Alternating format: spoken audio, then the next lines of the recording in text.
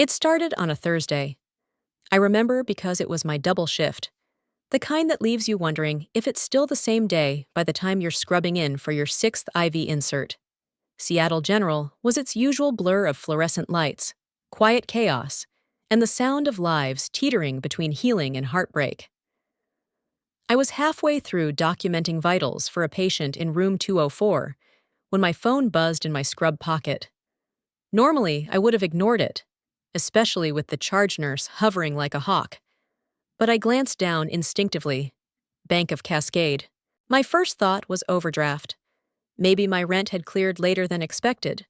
Or maybe my modest savings had dipped below the minimum required balance, and they were calling to punish me with one of those insultingly small but infuriating fees. I excused myself to the break room, my heart rate ticking up for no clear reason other than habit. Nurses are trained to expect emergencies, just never our own. "Hello, this is Bella," I answered, trying to keep the fatigue out of my voice. "Miss Bella Moreno?" The voice was male, crisp, professional. The tone of someone who gives bad news for a living, but wants to sound helpful while doing it. "Yes, that's me. I'm calling regarding your mortgage account with Bank of Cascade. We've noticed several missed payments and wanted to give you the opportunity to avoid further penalties before this escalates." My stomach dropped. "Mortgage?" "Yes, ma'am. For the property located at 2248 Aldercrest Lane. Your current outstanding balance is $762,041.76, with an additional $3,214 in late fees and interest." I think you have the wrong person. I've never purchased a property." There was a brief pause on the line. Not long, but just long enough for my anxiety to find a foothold. "Miss Moreno, we have the original documents here with your full name, address, social security number, and signature. I'd recommend visiting the branch in person so we can review them together." I barely remembered hanging up. My hands were ice cold, trembling so violently I spilled my coffee on the chart in front of me.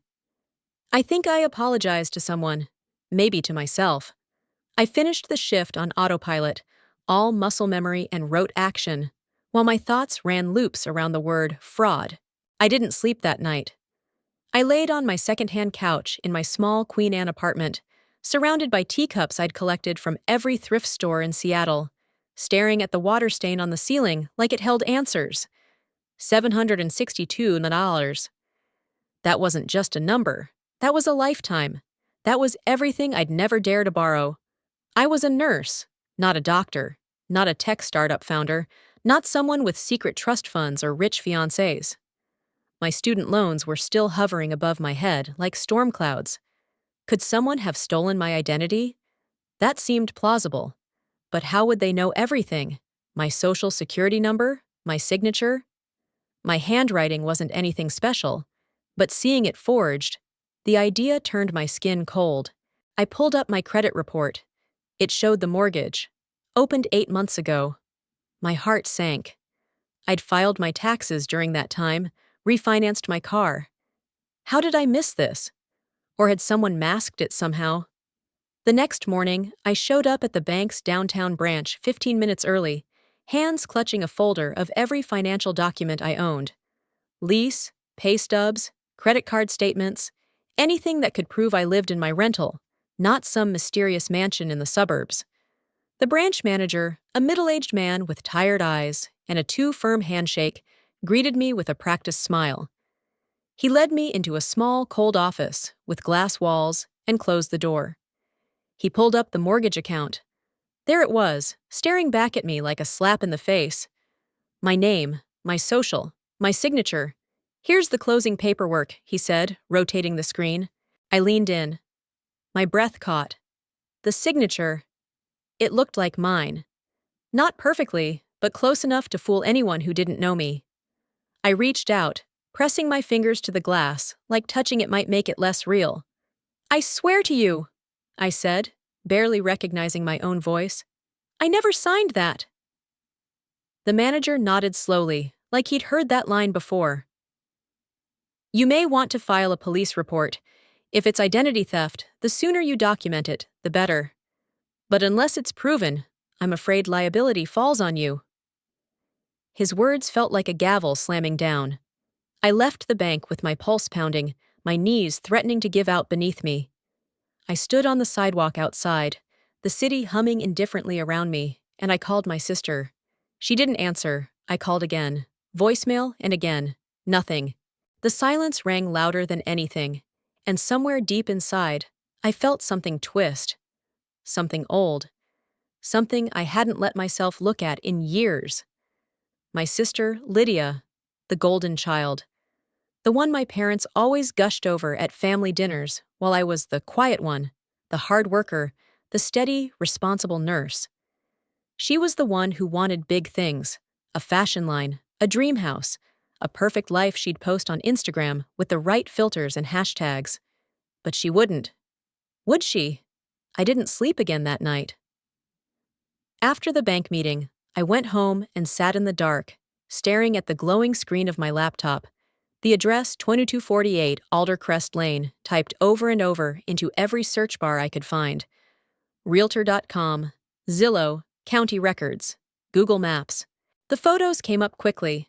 A pristine two-story craftsman-style home with navy blue siding, white trim, and a wraparound porch straight out of a magazine spread. 4 bedrooms, 3.5 baths, a backyard with a custom fire pit, open concept kitchen, vaulted ceilings, $800,000 at the time of purchase, and on the porch, in one of the listing photos from 8 months ago, was a blurry but unmistakable figure. My sister Lydia. She wasn't looking at the camera, just talking to someone off-screen, holding a latte in one hand, sunglasses perched perfectly on her head. But I knew her. I knew the posture, the effortless tilt of her hip, the way her smile was designed to look spontaneous. It was her. My throat tightened. I pulled up her Instagram and scrolled back through the past 8 months, something I hadn't done in a while. Her posts were always filtered perfection. Wine nights, brunches, selfies at spin class, carefully curated aesthetic that made you believe everything in her life was just right. And then I saw it. A photo from about 7 months ago. Her and her boyfriend Dylan on the same wraparound porch, flanked by a caption, "Can't believe this is ours, so many dreams coming true." Homeowners. Finally. Ours. Not a word about me. Not a whisper of thanks. Not even a joking, "Thanks, sis, for co-signing," which I never did. No. This wasn't a shared dream. This was a theft. My heart pounded so hard, I had to grip the edge of the kitchen counter to steady myself. I pulled the printouts from my visit to the bank, copies of the loan documents, the signature lines, the application. There it was again, my name, my social security number, my life. But the email address listed wasn't mine. The contact number? It was only 1 digit off from Lydia's. Everything felt like it was unraveling.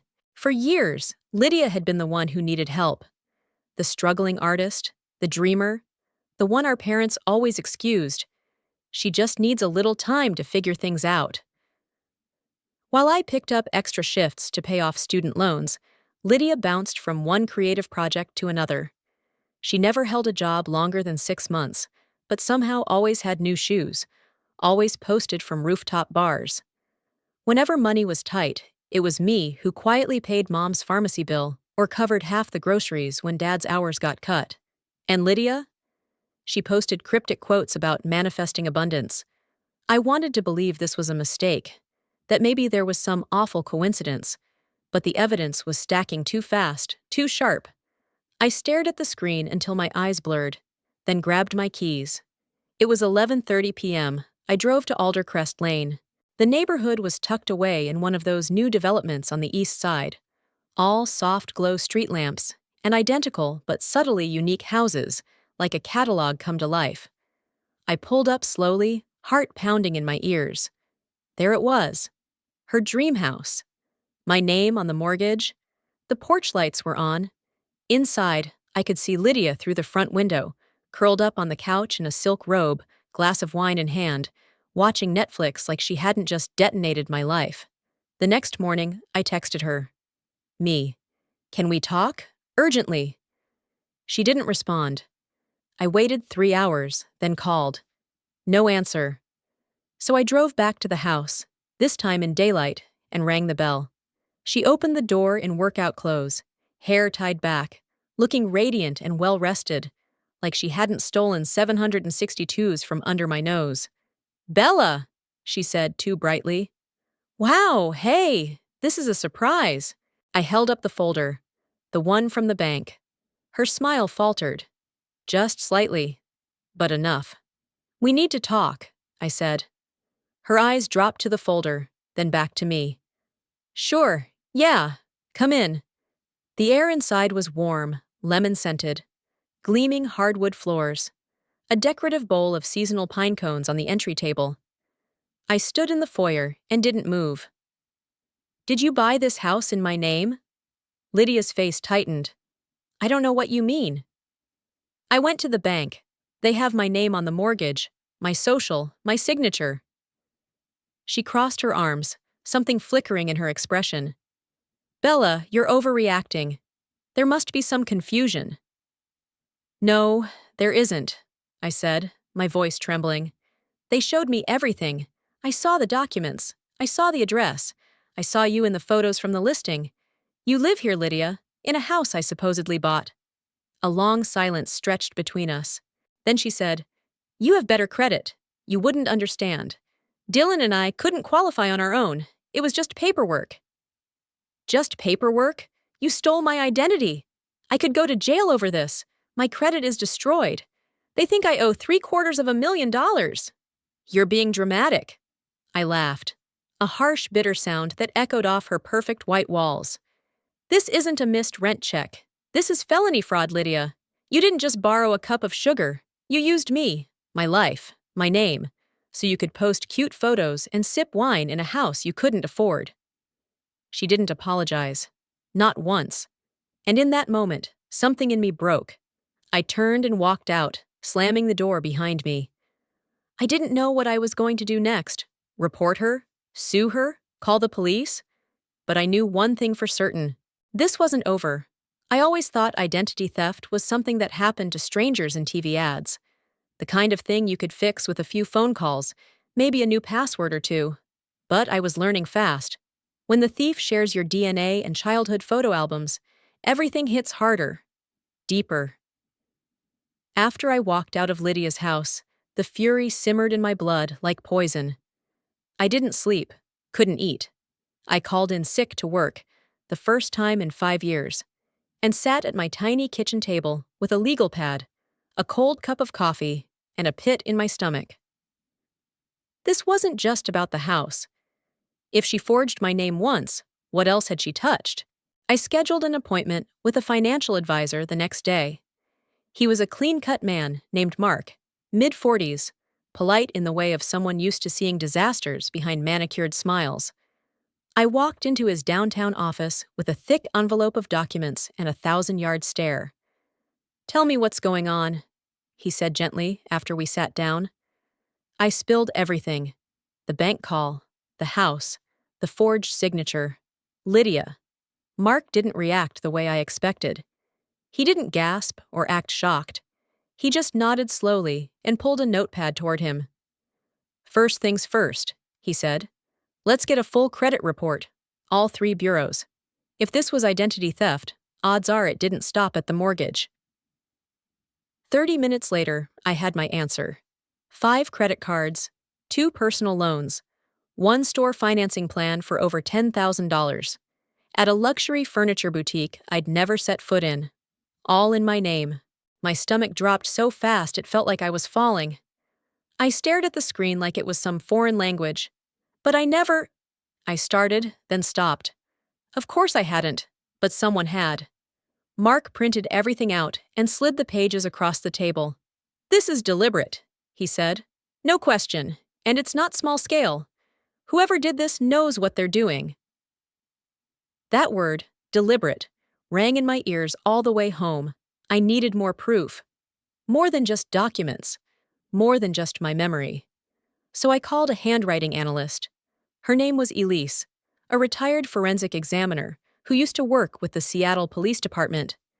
Her office smelled like leather and lemon polish, and her bookshelf was packed with binders labeled forgery samples. "I don't usually do private consultations," she said, "but once you mentioned identity theft, I've seen a lot of this lately."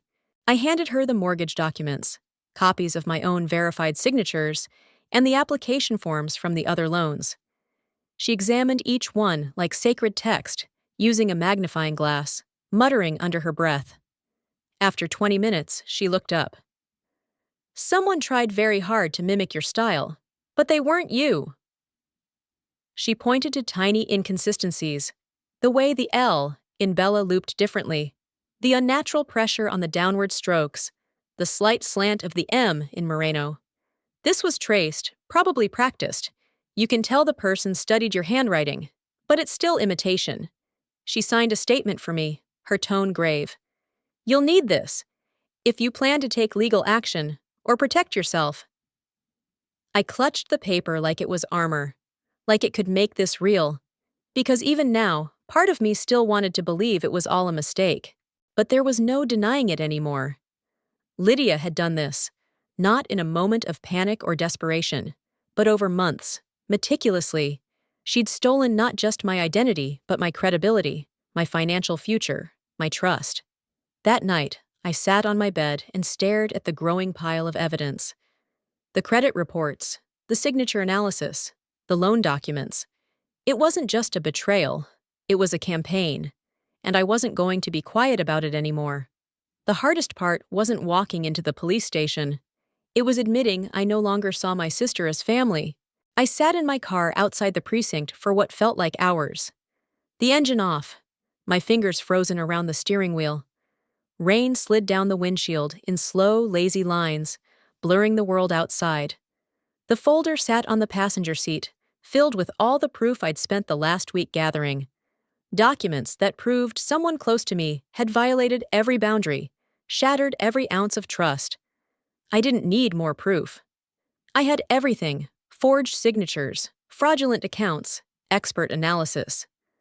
But what I didn't have, what I wasn't sure I'd ever get, was peace with what I was about to do. I must have called her a dozen times the night before. Each call rang until voicemail picked up. Each message I left got shakier than the last. "Lydia, please call me back. I'm begging you. Just talk to me.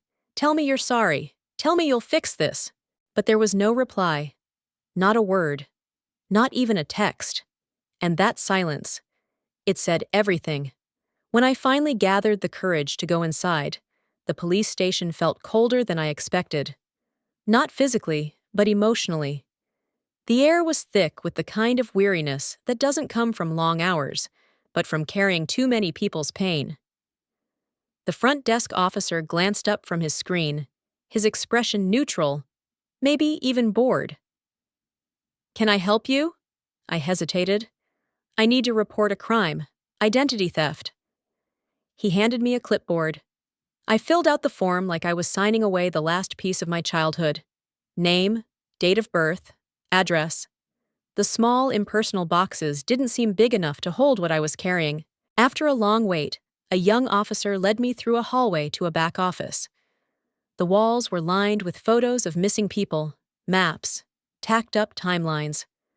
I sat in a stiff plastic chair, the folder balanced on my knees, my leg bouncing uncontrollably. That's when Detective Ramos entered. She was in her mid-40s, Latina, with tired eyes and a coffee mug that read, "Don't lie to me, I watch faces for a living." She introduced herself with a firm but kind voice and sat across from me without a hint of judgment. "All right, Bella," she said, after I finished recounting the basics. "Let's start from the beginning, and take your time." So I told her everything. The mortgage, the house, the fake contact info, the new credit cards and loans, the handwriting expert. The moment I stood on Lydia's porch and realized my sister had stolen more than just my identity. She'd stolen my security, my future, my belief that family meant safety. I handed over the folder. She took her time reading each page, her pen scratching quiet notes in the margin of her file. She didn't interrupt, didn't question my sanity, just listened. When she finally looked up, Her expression was unreadable. "This is serious," she said. "Very serious." "I know," I whispered. "You understand what this means, if we proceed?" I nodded, but she kept going. "If we open an official investigation, and it confirms what it looks like here, your sister could be charged with multiple felonies. Wire fraud, identity theft, grand larceny. That's not small stuff. She could face prison time. A lot of it." The room blurred for a second. Not because I was shocked. I'd known this deep down, but because hearing it said out loud made it real. Too real. "She's my sister," I said quietly. "She was my best friend when we were little. We used to build forts out of couch cushions, share secrets under the blankets. I never thought she'd do something like this." Detective Ramos didn't soften. She didn't pat my hand or say something like, "I'm sure she had her reasons." Instead, she said something better. "You're not here because you stopped loving her. You're here because you finally started loving yourself." That broke me. The tears came fast, hot, unstoppable. I covered my face, trying not to sob. But it was like a dam burst. All the fear I'd pushed down, all the betrayal I'd swallowed, it came rushing out at once. "I didn't want this," I choked. "I just wanted her to say sorry. I would have helped her. I have helped her, over and over again." Ramos waited quietly until I calmed down, then pushed a form toward me. "This starts the process. Once you sign, we'll open a case. We'll assign a forensic team to verify the forgery. We'll subpoena financial records. It might take months. You may have to testify." I picked up the pen. My hand hovered over the line. And then I signed. It wasn't revenge. It wasn't about punishment. It was survival. I left the station just as the sun was breaking through the clouds. The first sunlight I'd seen in days. I stood on the steps, breathing in the cold air. And for the first time, I didn't feel like I was drowning. It still hurt. God, it hurt. But I'd stopped waiting for Lydia to save me, and started saving myself instead. There's something cruel about how calm a house can feel before everything breaks. The scent of rosemary chicken wafted through my parents' kitchen, warm and familiar. The table was already set. Ivory tablecloth, the nice plates with the gold rim, wine glasses catching candlelight, like everything was just fine. Like we were still a family that laughed during dinners and remembered each other's birthdays, and didn't hold court over betrayal like it was a courtroom. I had arrived early on purpose. I needed to see the house once more as it was. Intact. Peaceful. Before I opened the envelope that would tear through it like wildfire. Mom greeted me with her usual kiss on the cheek and a dish towel slung over her shoulder. "You brought that spinach salad you used to make?" "Oh, good. I always love when you—" "I didn't bring anything," I said gently. "I just came to talk." Her brow furrowed. "Talk? You okay, honey?" "I will be," I said. I set the manila envelope carefully on the center of the table. Inside were neatly arranged documents: the mortgage, forged credit card agreements, the expert's analysis, the official police report with my name on the top line, and Lydia's implications circled in red. A decade's worth of trust shredded into 8 pages. One by one, everyone arrived. Dad poured wine like it was a performance. Lydia and Dylan strolled in together. She was wearing a floral dress and a bright red lip, like she was showing up to a summer brunch, not a reckoning. My Aunt Clara brought lemon bars. My cousin Sarah snapped selfies in the hallway mirror. It all felt unreal. When we finally sat to eat, Lydia was the first to speak. "So, guess who just got invited to that fashion incubator thing in Portland next month? It's invite only. Apparently, they loved the photos I posted of our living room. They said the palette was fresh." I stared at her. My name, my credit, my debt. Her palette. "Bella," Dad said, breaking into my thoughts, "you've barely touched your food." "I'm not hungry," I replied. He frowned. "You sick?" "No," I said, pushing my chair back slowly. "I'm just not going to pretend anymore." The room quieted. I stood, picked up the envelope, and laid its contents out in a neat line down the center of the table. I'm sorry to do this here, I began, my voice more composed than I felt, but I don't know any other way to make you all see what she's done.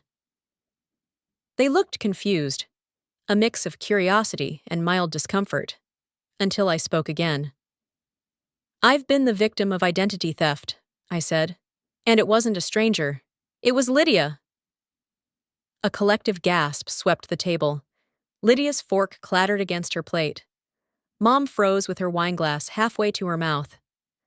Bella, Dad said, what are you talking about?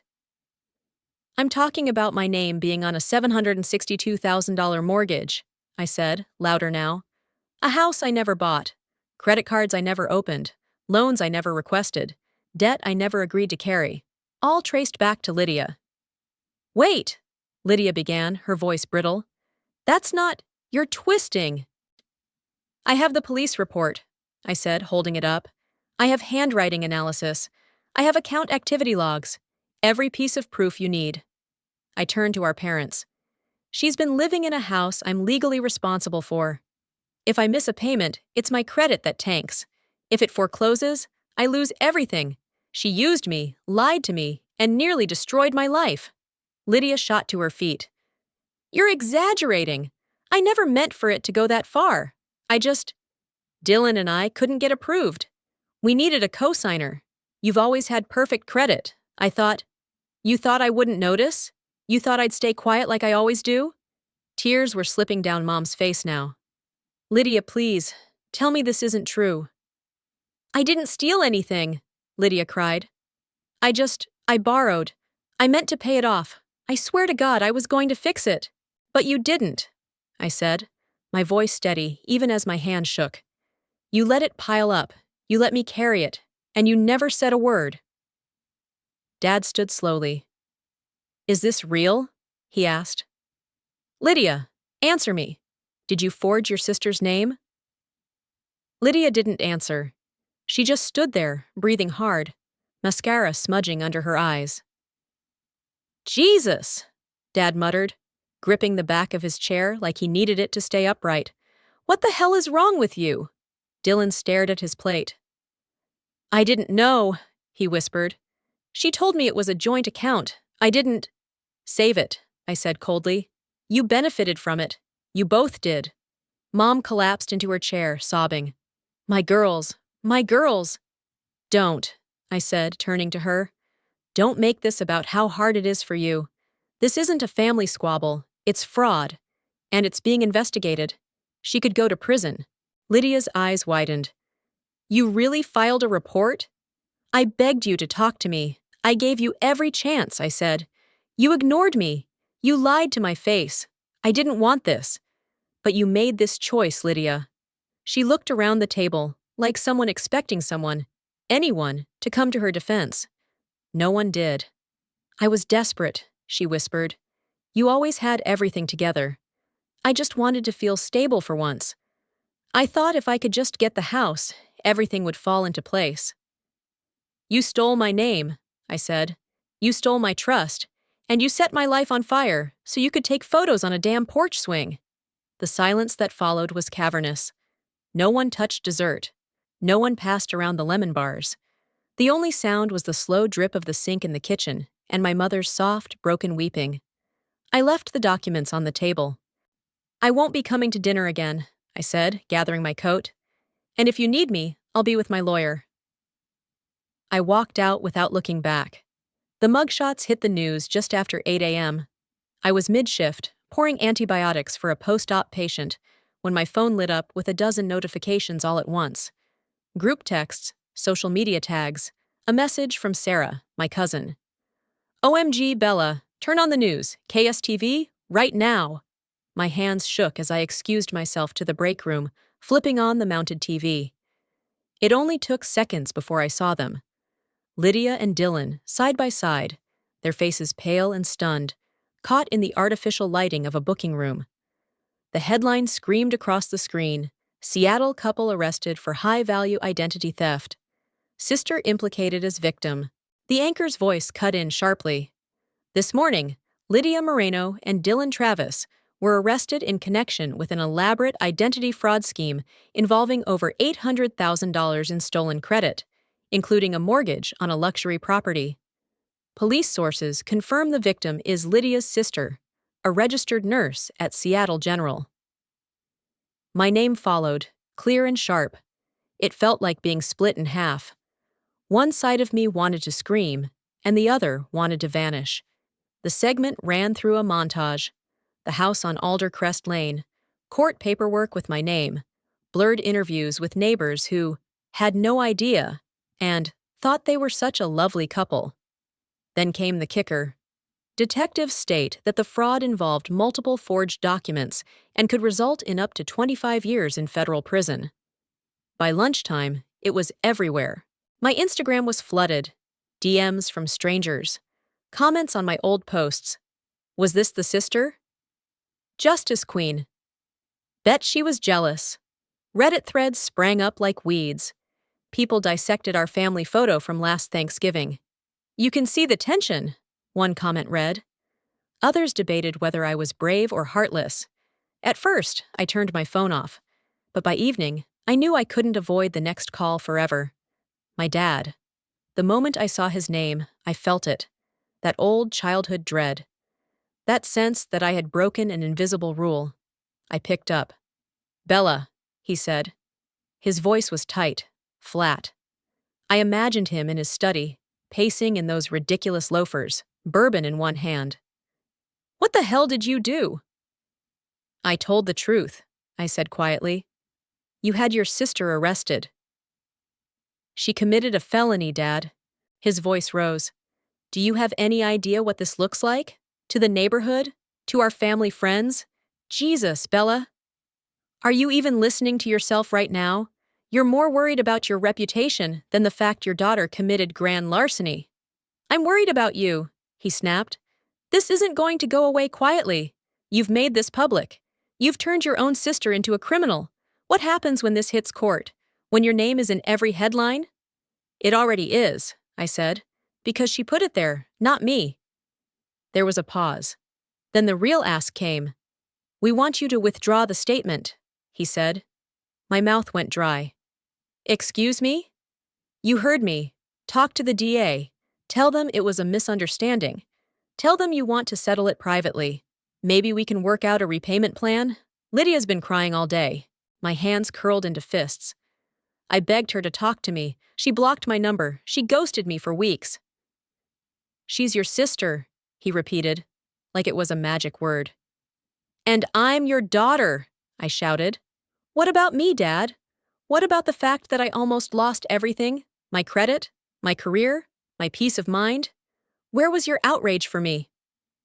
"You don't ruin family over money," he said, colder now. I felt like I'd been punched. "She ruined me over money," I whispered.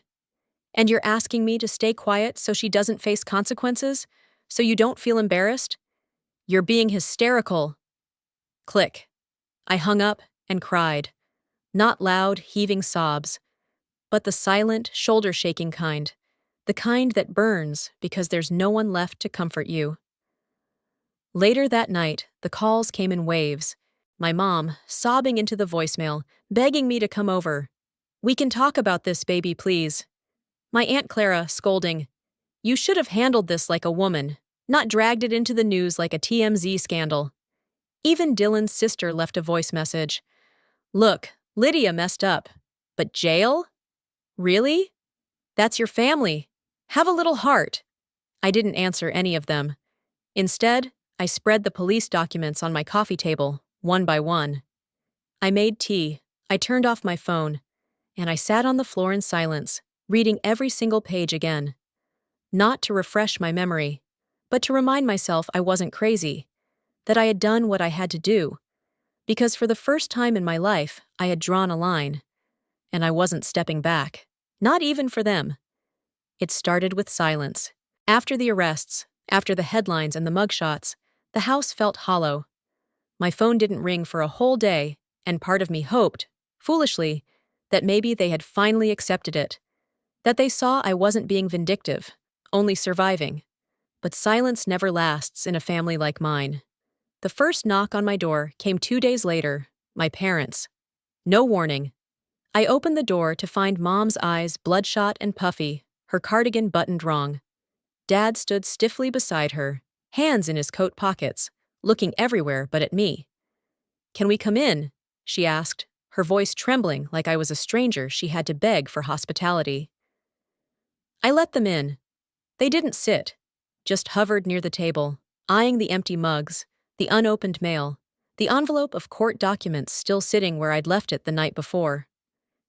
"She's scared," Mom began. "She's in jail," I corrected. "She should be scared." "Bella," Dad said sharply, "that's not helpful." "What's not helpful is pretending she didn't do this." "She's your sister," Mom whispered. "She has kids, Bella. They've been crying every night." "I know," I said, "because I have too." My mom's lip quivered. "Please, she made a mistake." I felt something crack in me. A mistake is misplacing your debit card. A mistake is forgetting to pay a bill. This was fraud, repeated, calculated. She stole my identity and opened 8 accounts in my name. She signed a mortgage. That's not a mistake. That's a plan. Dad looked at me then. Really looked at me, for the first time since the beginning. There was disappointment in his eyes, yes, but there was something else too. Shame. Only it wasn't Lydia he was ashamed of. It was me. "You're doing this out of spite," he said. I laughed, a sharp, bitter sound. "No, I'm doing this because I have to. Because I'm tired of being the one who always takes the hit." "You want her to go to prison?" he demanded. "Really, Bella? Her children without a mother. You think this will make you feel better?" "I think it might finally make someone see me," I said. They left not long after. Mom crying. Dad muttering that he couldn't believe how cold I'd become. As if this choice was easy. As if my heart hadn't already been broken. That night, I sat in the dark with every document Lydia ever forged. I read each one like it might offer an apology she never gave. The signatures, the dates, the credit line where she'd bought herself a velvet sectional in my name, the interest I now owed on a luxury stove. She built a life out of my paper, and I was the one paying for it. I didn't sleep. Again. The next morning, I called Jess. She didn't ask how I was. Just listened as I unloaded everything, from the guilt trip to the courtroom fears, to the way I still couldn't believe any of it was real. "You have to go through with it," she said. "You have to." "What if I destroy the family?" She didn't hesitate. "Bella, you didn't destroy it. You just stopped hiding the cracks." I cried quietly as she talked. Not the gasping, loud kind.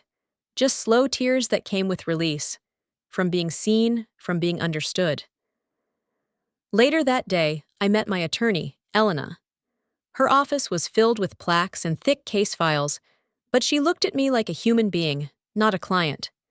She flipped through the folder I handed her, nodding as she read, before closing it gently. "You're brave," she said. "No, I'm terrified," I admitted. She smiled. "That's exactly why you're brave." We filed the final motion to proceed with charges that afternoon. Wire fraud, identity theft, grand larceny.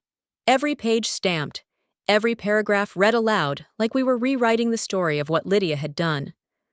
The legal process wasn't fast. First came the bail hearings.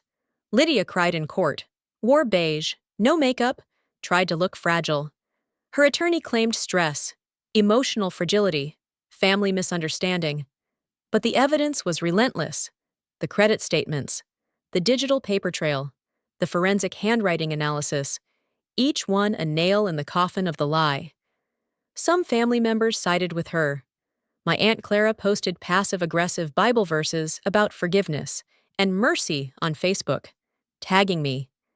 My cousin Jake emailed me a guilt-ridden letter, asking if I could at least settle out of court.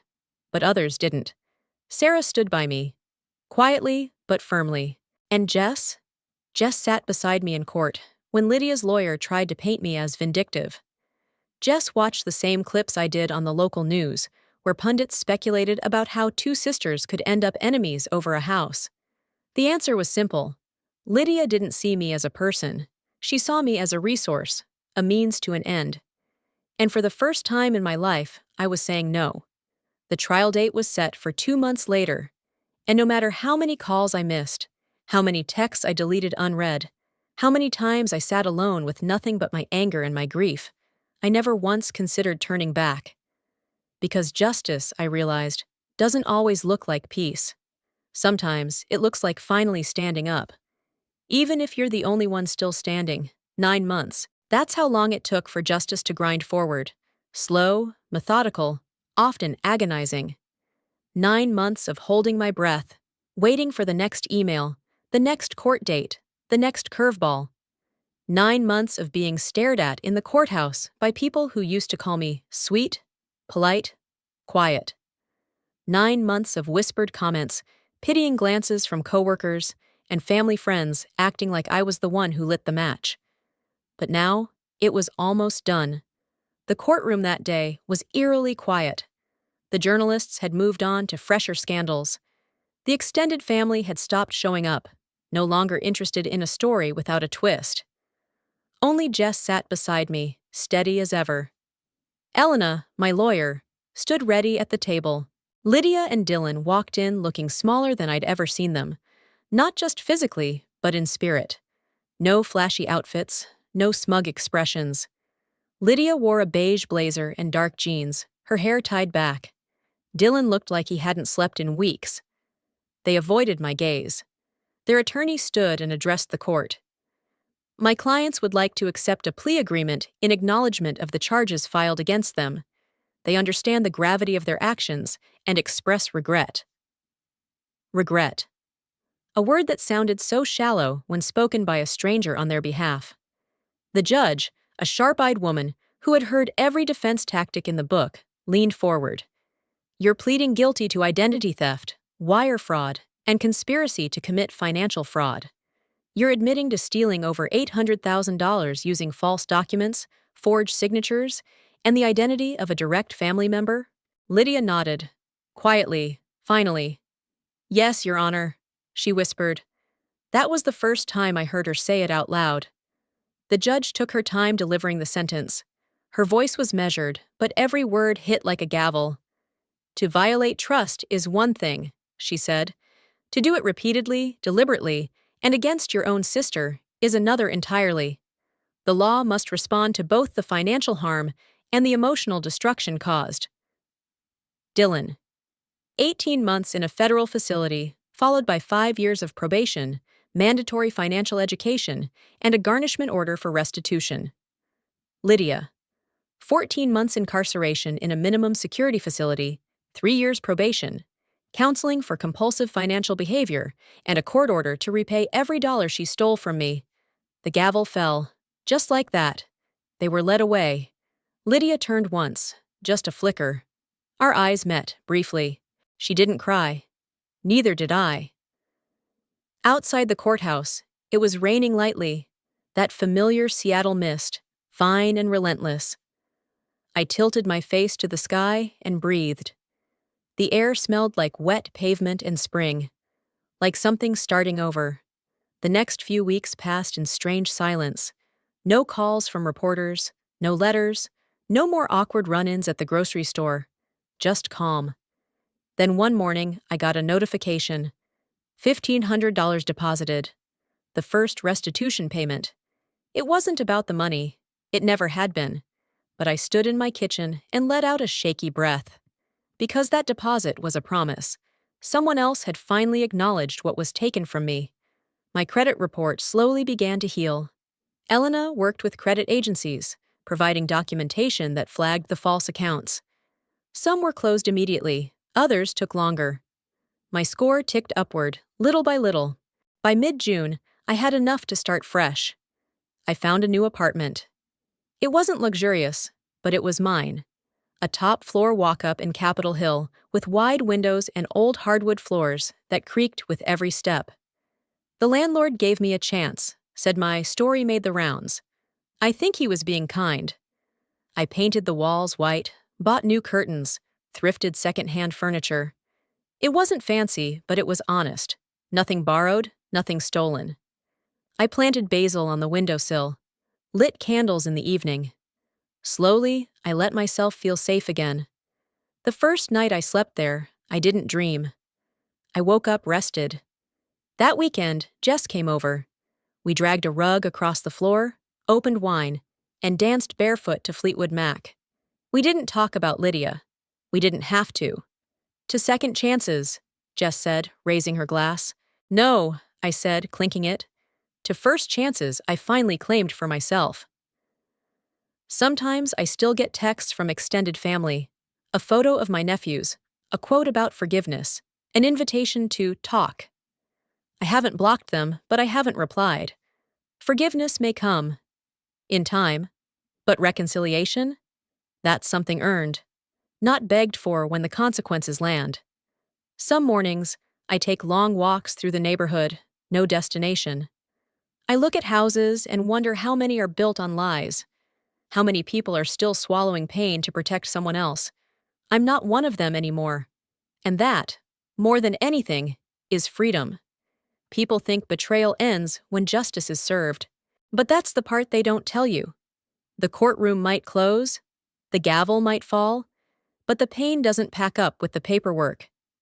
It lingers, like the echo of a siren long after the emergency has passed. Even after Lydia and Dylan were sentenced, after the restitution payments began to drip into my account, and the credit bureaus finally started repairing the damage, the betrayal still hummed under my skin. It wasn't about money anymore. It was about the look in my parents' eyes when they saw me at family gatherings and didn't see their daughter, only the woman who sent their other daughter to prison.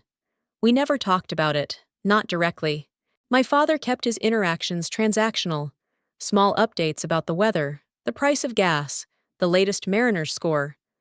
Like if he just stuck to the facts, he wouldn't have to acknowledge what we'd survived, or what he refused to protect me from. My mother tried harder. She'd text pictures of my nephews, little messages like, "They miss Auntie Bella," or "Wish things were different," but it always stopped short of responsibility. Never, "I'm sorry we didn't believe you." Never, "You were right." Once, I asked her directly, "Do you understand why I had to do it?" She looked down at her tea and said, "I just wish it didn't have to go that far." That's all. No apology. Just regret that the truth had consequences.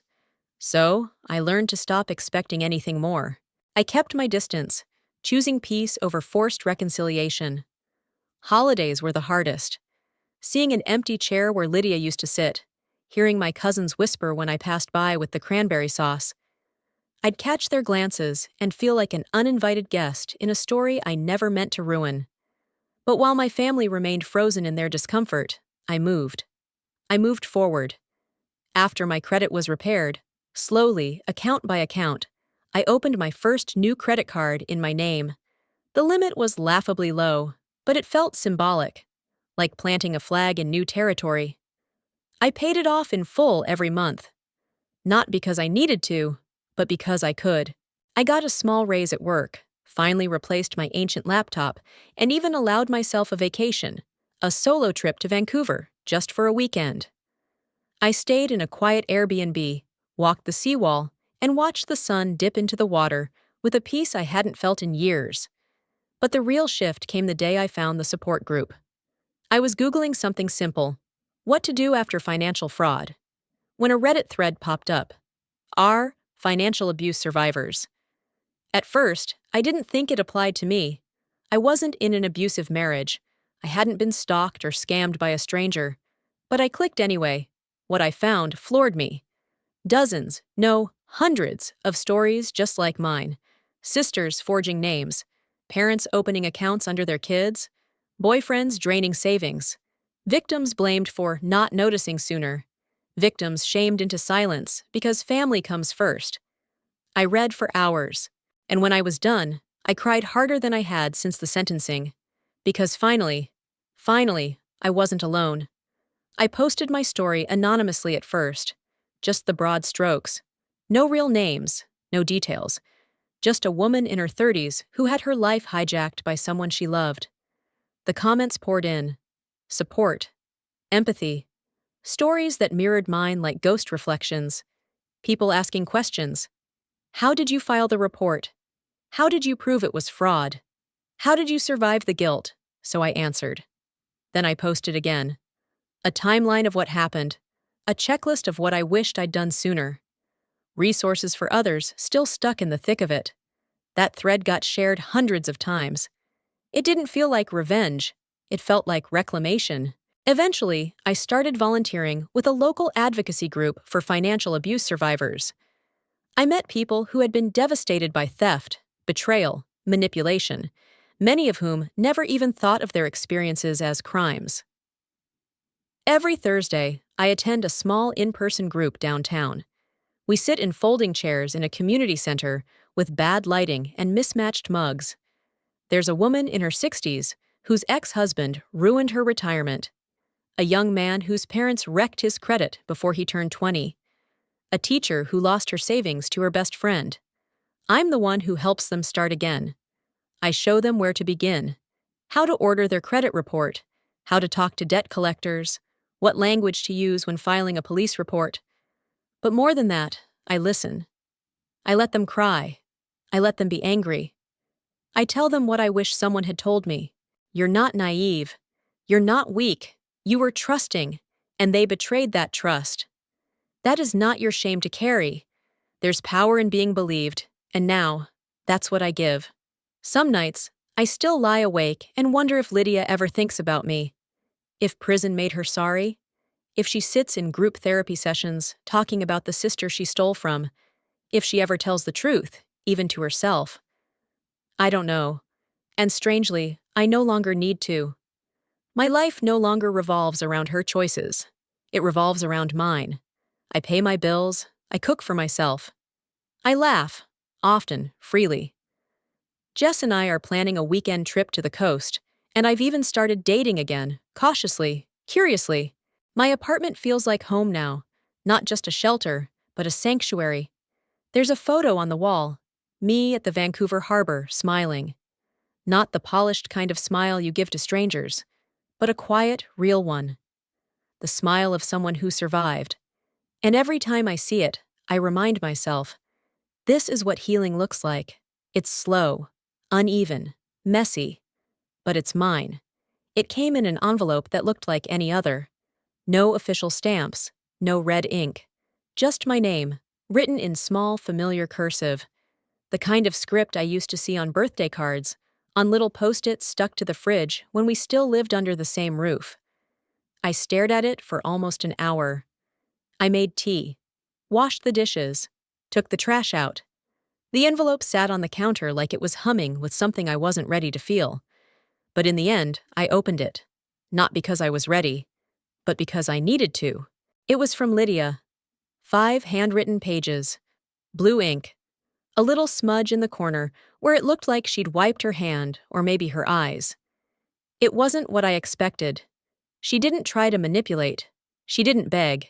She didn't defend herself with the word family, the way everyone else had. She just told the truth. She admitted everything, not just the crime. That part had been long settled. But the why. She wrote about the first time she used my name, how simple it was, how she justified it by saying she'd fix it before I noticed. She wrote about the fear of losing her house, the envy of watching me build a life she couldn't seem to manage on her own. She admitted she felt invisible growing up, like she was always trying to catch up to me, only to fall further behind. She said she didn't hate me, she never had.